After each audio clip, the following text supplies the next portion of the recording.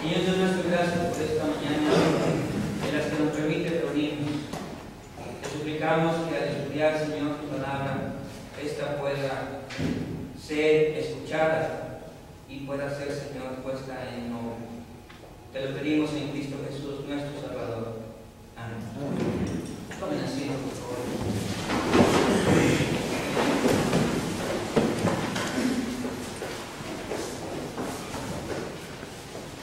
Y abrimos nuestras Biblias allí en Jeremías.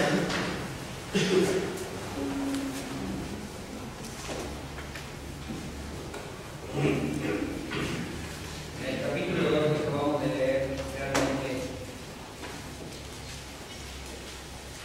Jeremías está reclamándole a su pueblo.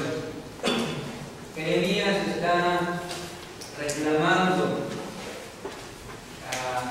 Dios a través de Jeremías le está reclamando a su pueblo el descuido, el olvido, cómo lo han relegado y cómo han hecho que todo esto sea realmente un motivo para que Dios empiece una especie como de juicio en contra del pueblo de Israel.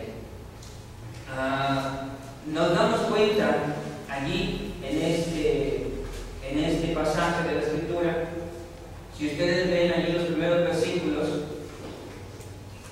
que Dios está recordándole al pueblo de Israel lo que ha sido la relación que han tenido, cómo es que comenzó, digámoslo así, toda la relación de Dios con Israel.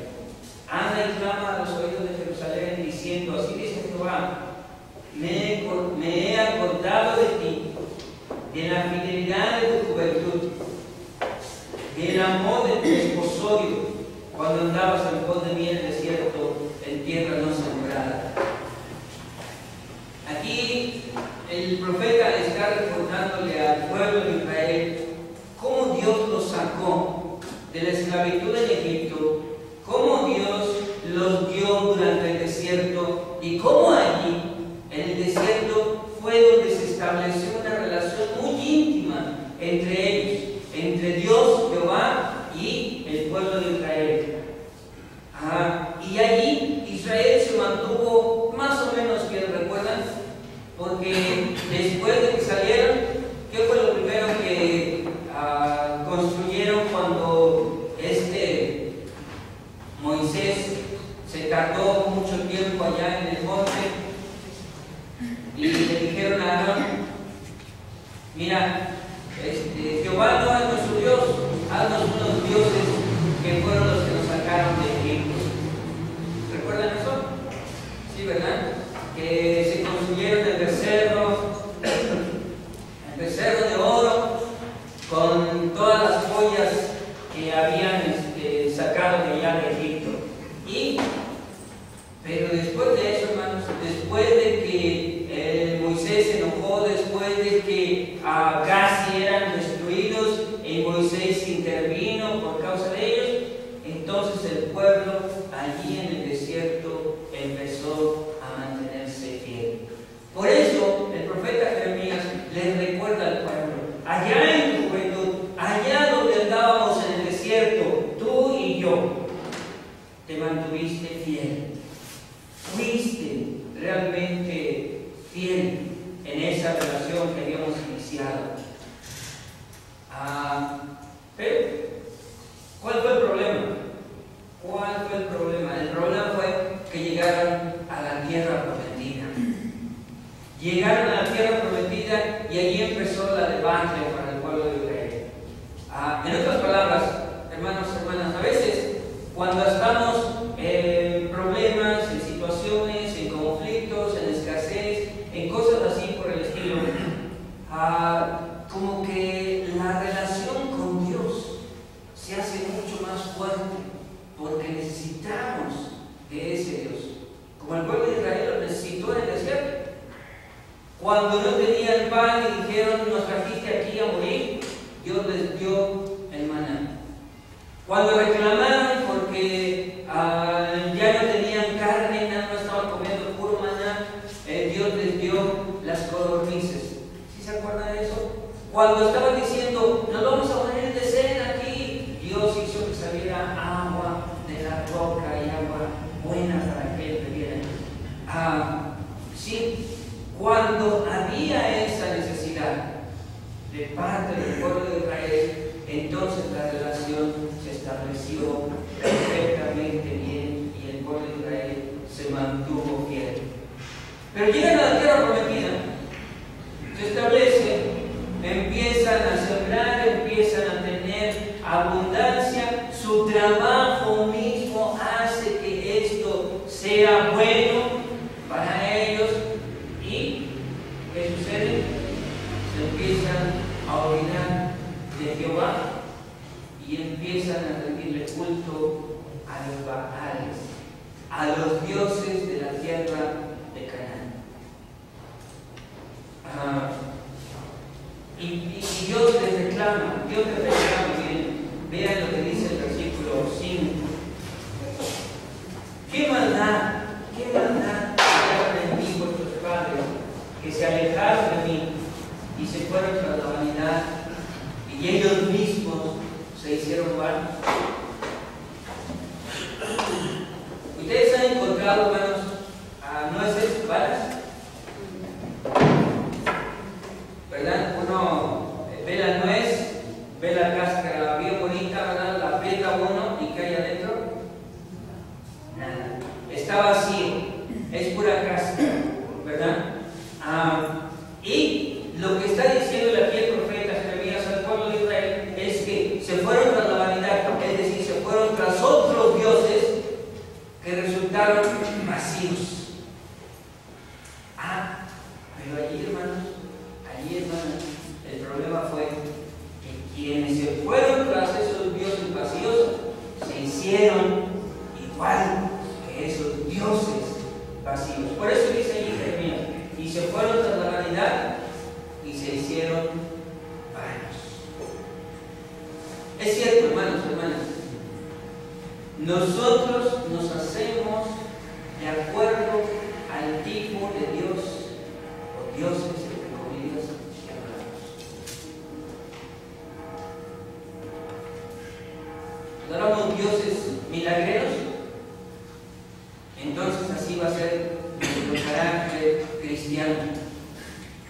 Donde haya milagros, allí vamos a ir. Donde nos digan que hay esto, allí vamos a estar. Donde digan que sucede esto más, allí va a ir la mente. Y hay mucha gente así, hermanos. Hay gente que dice, no, mira, es que ahí sí están ocurriendo milagros. Ven los martes. Ya lo decía yo hace 8 días más o menos, ¿no? Ven los martes, porque los martes es el día de los milagros. Entonces, allí. Pero ¿qué sucede? Muchos de ellos son reuniones vacías, lugares verdaderamente vacíos. Miren, yo he pasado por varias cosas y una de ellas fue que por una u otra razón atendimos de estas reuniones masivas de predicadores famosos que venían de los Estados Unidos, de Corea, en fin. Y un día fuimos a una de estas reuniones de un predicador que había de los Estados Unidos y fue allí en el Palacio de los Deportes. Y entonces todo el público se tenía que sentar, no sé cuántos de ustedes han estado en el Palacio, ¿verdad? Pero la parte de más abajo está separada ya después de las gradas, precisamente porque ahí se llevan a efecto juegos, otro tipo de entretenimientos. Entonces siempre tiene que estar despejada. Entonces la audiencia, el auditorio siempre está separado, digamos, así como estamos nosotros. Supongamos que esta es la audiencia y ahí está abajo todo, digamos, el espacio libre del palacio.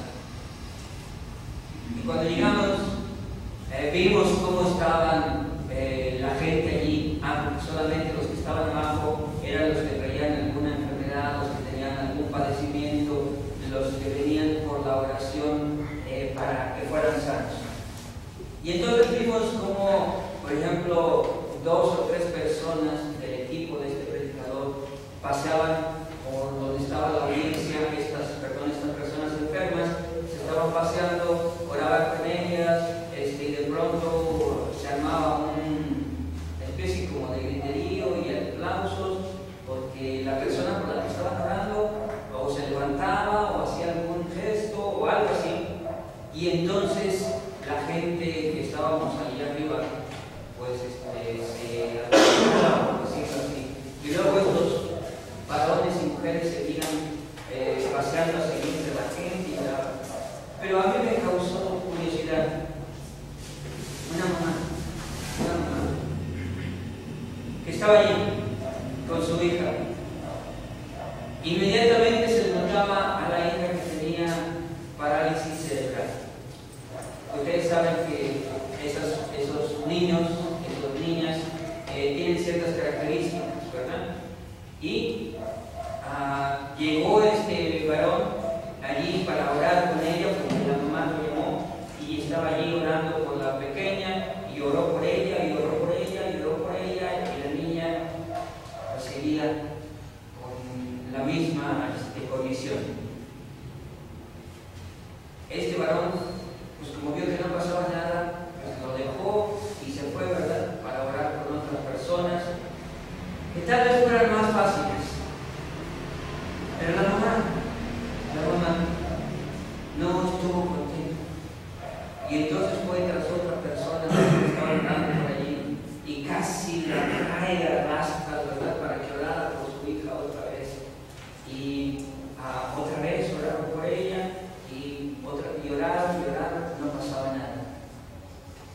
Y entonces esta otra mujer vio que no pasaba nada, entonces se fue para orar por otras personas, y la mamá persistía y fue a buscar a otro, ¿verdad?, así, y casi iban arrastrando a su hija para que orara por ella.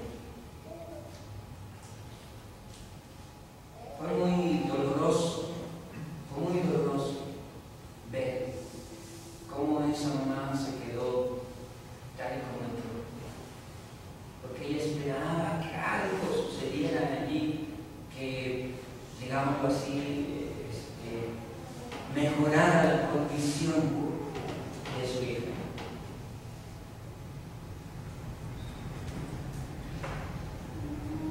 Y eso sucedió más o menos como 45 minutos, hermanos. Estuvimos allí, que vimos a estas personas yendo, viniendo, y quienes se levantaban hacían un gesto así.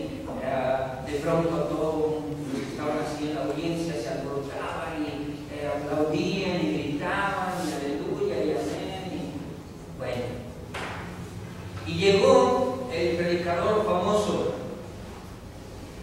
Después de 45, después de como hora y media, llegó el predicador famoso, y entonces empezó allí a presentarse y empezó a agradecer a todos los que habían hecho posible que él estuviera allí. ¿Saben cuánto tiempo utilizó en dar las gracias? Media hora, hermanos, porque tuvo que presentar a fulanito, a sultanita, que venían de aquí, que venían de allá, y después comenzó la predicación. ¿Saben cuánto tiempo utilizó? 10 minutos. Y después empezó a decirle: a ver, aquellos que habían sido sanados, vengan aquí a dar su testimonio. Él nunca oró por alguna de las personas que estaban allí. Nunca. Y se supone que él era el predicador, que Dios le había dado el don de la sanidad, pero nunca oró por alguno de los que estaban allí.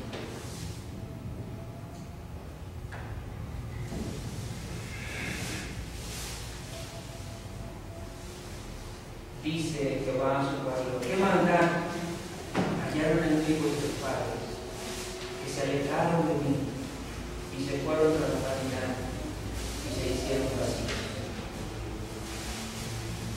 Así, hermanos, dice Jeremías, así como son los dioses vanos, vacíos, así también se hace la gente que adora, que rinde culto a esos dioses que no son dioses. El profeta Jeremías pregunta, ¿dónde los sacerdotes dijeron? El pueblo no dijo, ¿dónde está Jehová que nos hizo subir de la tierra de Egipto, que nos condujo por el desierto, por una tierra desierta y despoblada, por tierra seca y de sombra de muerte, por una tierra por la cual no pasó varón, ni allí habitó hombre? Ahí estoy en el versículo 6 de Jeremías 2. En otras palabras, Dios le está diciendo al pueblo, ¿por qué no recuerdan su historia? ¿Por qué no recuerdan que fui yo, Jehová, quien los sacó de Egipto, de la esclavitud, que los alimentó allá en el desierto, que estuvo con ustedes, que nunca los abandonó y que les dio todo lo necesario para sobrevivir? Y además, dice el versículo 7, os introduje en tierra de abundancia para que comiese su fruto y su bien. Pero ¿qué pasó cuando el pueblo entró? Léanlo ustedes, hermanos, la segunda parte del versículo 7.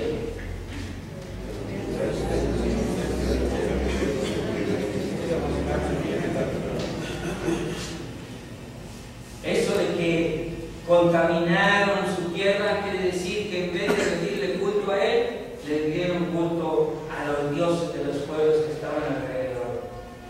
Los sacerdotes no dijeron, ¿dónde está Jehová? Y los que tenían la ley no me conocieron. Y los pastores se rebelaron contra mí. Y los profetas profetizaron en nombre de quién? Y anduvieron tras aquello del cual no aprovecharon. Las cosas vacías, los dioses vacíos, aquellos hermanos que no responden verdaderamente, aquellos dioses que no responden. Es cierto, el Evangelio es un Evangelio de gracia, pero a veces, como se dice entre muchos de los alcohólicos, se necesita tocar fondo para poder comenzar a ver hacia arriba, ¿no? Y el pueblo de Israel necesitaba tocar fondo para poder comenzar a ver hacia Dios. Dios le pregunta, ¿alguna nación ha cambiado su Dios?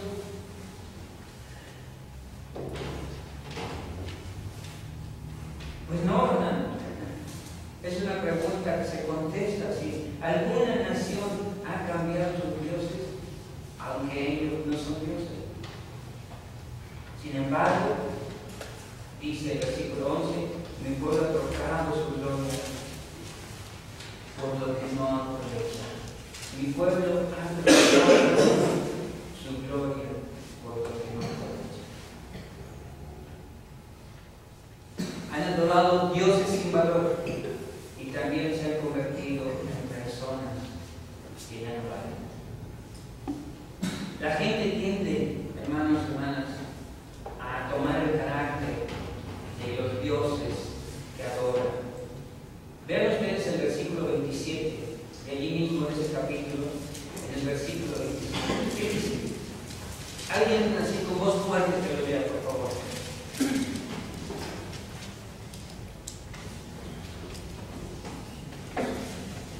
¿Nadie? 2:27 de Jeremías. ¿Y qué dice Alfredo? Mi padre es tú, y a una piedra tú me has engendrado, porque me devolvieron a servir y no el rostro. Y en el tiempo de su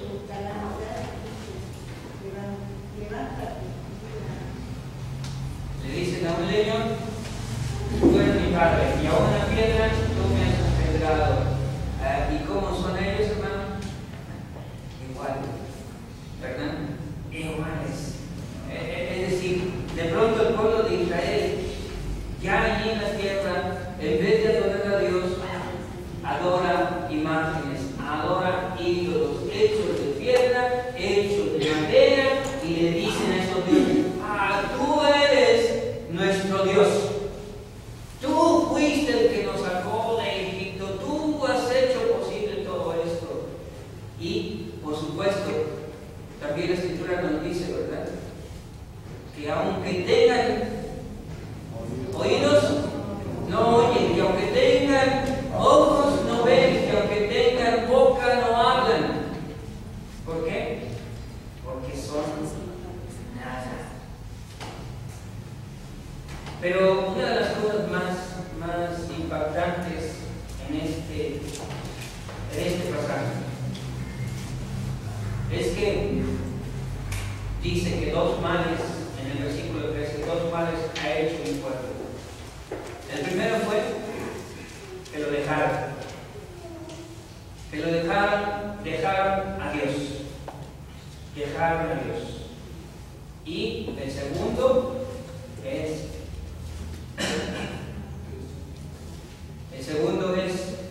que cavaron cisternas y fueron cisternas rotas, que no retienen el agua.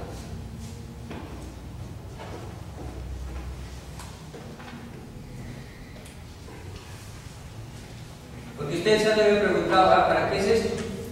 ¿Qué hay aquí? ¿Por qué el pastor lo puso, verdad? Bueno, déjenme mostrarles así lo que el profeta está diciendo. El pueblo de Israel se dejó el agua viva, el agua corriente, el agua que nunca es la misma y siempre se puede beber, hermanos y hermanas. Pero el pueblo de Israel dejó esa agua viva, corriente, buena para beber, y dice: se hizo cisternas. Es decir, las cisternas son hoyos cavados en el piso que retienen el agua que cae de la lluvia. Pero ¿qué pasa con el agua estancada, hermanos y hermanas? Se echa a perder, ¿verdad? ¿Y ustedes beberían de una cisterna de este tipo? Después de unos días, hermanos, ¿qué sucede? Dejen agua en un bote. Dejen agua en un bote, agua limpia. Y después de unos días, ¿qué va a aparecer allí? No, ¿verdad? Va a aparecer y se va a echar a perder esa agua, ¿no es cierto? Bueno, dice el profeta Jeremías: ustedes son así. Si dejaron el agua viva, el agua corriente que soy yo, el que les da vida, y se cavaron cisternas. Pero no solo eso, sino cisternas rotas. Caía el agua, sí, pero esa agua nunca es retenida por esas cisternas. Así que cuando el pueblo de Israel decía: vamos a recurrir a estos dioses, y iban a sus cisternas, ¿qué encontraban? ¿Había algo allí? Estaba vacío.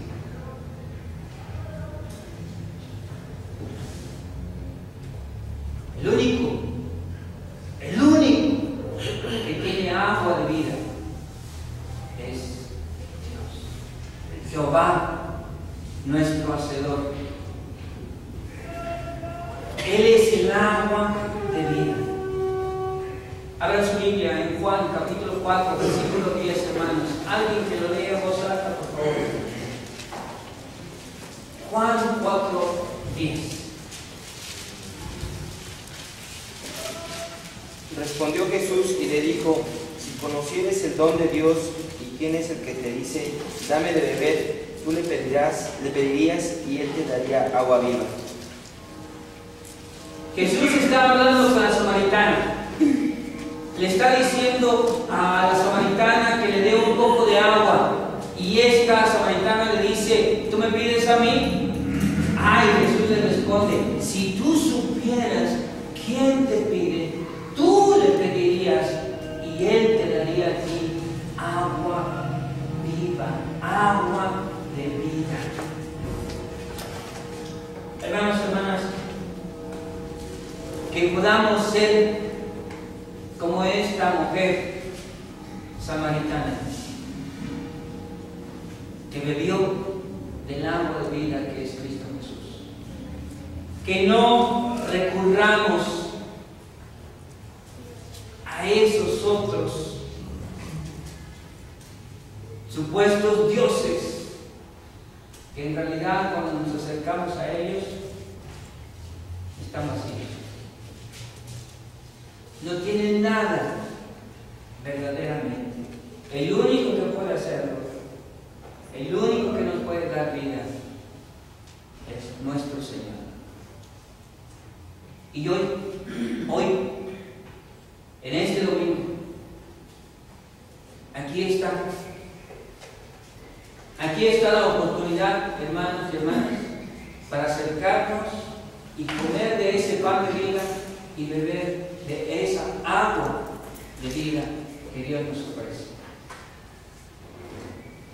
Así que la invitación está abierta. No digas, no, ahora no puedo. Te quedarías sin la oportunidad que Dios te está ofreciendo. La oportunidad que Dios te concede en esta mañana. Ven y bebe del agua de vida que Dios te trae.